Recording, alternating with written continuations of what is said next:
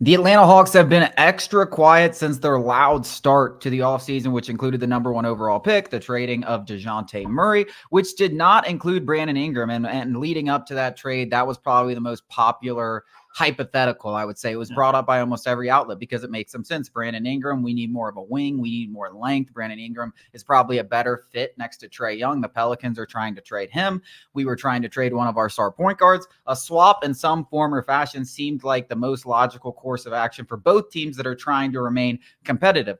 Apparently, according to multiple sources, Brian Windhorst, several other guys, The Athletic, the Hawks weren't interested, and it simply came down to one thing, which we talked about when this whole thing was on. Brandon Ingram is a free agent. Brandon Ingram wants a max contract. Brandon Ingram wants to be paid $50 million plus a year and believes he's worth that. And frankly, why shouldn't he? Because you look around the league, OG Anunoby can get $50 million or $40 million or whatever it is. Why can't Brandon Ingram? So he's going to get paid, whether it's $50 million or $45 million or whatever. And the Hawks, didn't want to gamble because, they would have rather had those picks than decide whether they want to pay Brandon Ingram $50 million and go for a little test run for 1 year, which I think at the end of the day, I know some Hawks fans are worried about the future of Trae Young, and that's definitely part of the process here, right?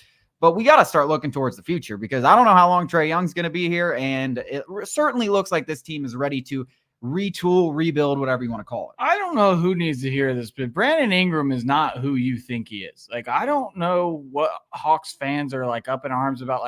That guy was not making a difference on this Hawks team. What did he would maybe make us a 6 seed? Maybe. Yeah, I mean, I think the only thing you can say is you're competitive enough and you have Trae Young. I love Trae Young, but let's just do this the right way. And I think we are doing it the right way.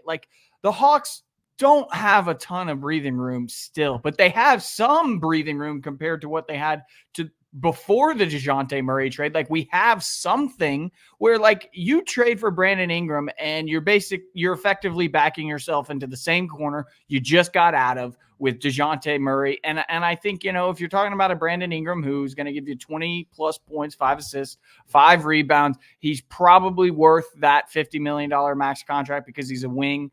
He can get his own points. He has length on the defensive end, even if he isn't a great defender. So some team is going to pay him. But the simple fact of the matter is that it shouldn't have been the Hawks because there's no scenario where this team, similar as it's built right now, maybe without Dyson Daniels and with Brandon Ingram, or without Larry Nance and with Brandon Ingram, however you want to construe it, is not competing in the East.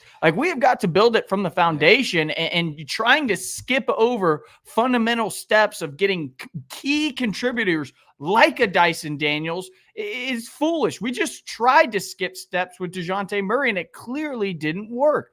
I am fully on board with what the Hawks' decision was of not acquiring Brandon Ingram.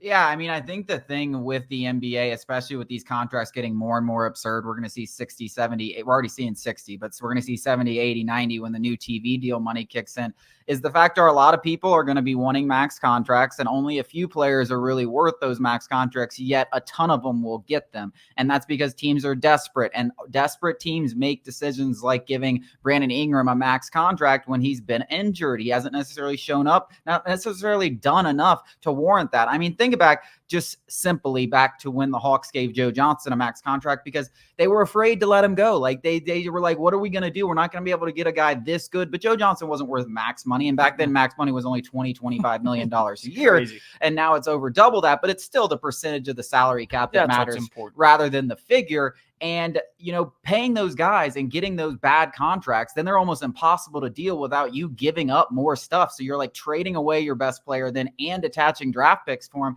just to get out from this albatross of a contract. It's the quickest way in the NBA to become irrelevant. Yeah. And frankly, that's kind of the risk that you're doing. Maybe in the 1 in 100 chance, Brandon Ingram and Trae Young would be this incredible duo that leads you to a championship.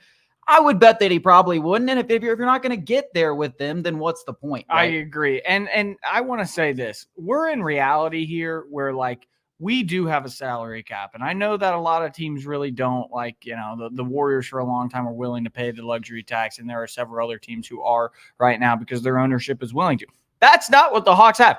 It's not my money. I don't care if we pay Brandon Ingram $50 million and we can go and spend potentially on a third max contract deal or close to it. I would not care one bit. But the simple fact is at best, we're going to have 2 close to max contract guys. You've already got one in Trae Young. And depending on what this Jalen Johnson contract looks like we're going to be working with pennies. That's just a simple fact that Tony Ressler is not going to spend money going into the luxury tax. Yeah, and it doesn't look like it's going to change. I mean, no, it's not going to change. I keep holding out hope that maybe he if isn't we lying. reach the Eastern Conference playoffs and we backed off the gas, what are we going to have to do? Get to the finals and lose for him to finally be like, okay. Yeah, I mean, it's the sad truth of guys the worth Atlanta $10 billion Hawks. and can't pay a couple $100,000 fine. It's the sad truth of the Atlanta Hawks that it doesn't seem like they are willing to pay any of that luxury tax money and go out there and build as competitive as a roster as possible. But I think based on what we've seen, there's no way you can argue that that's the case for the Atlanta Hawks basketball team.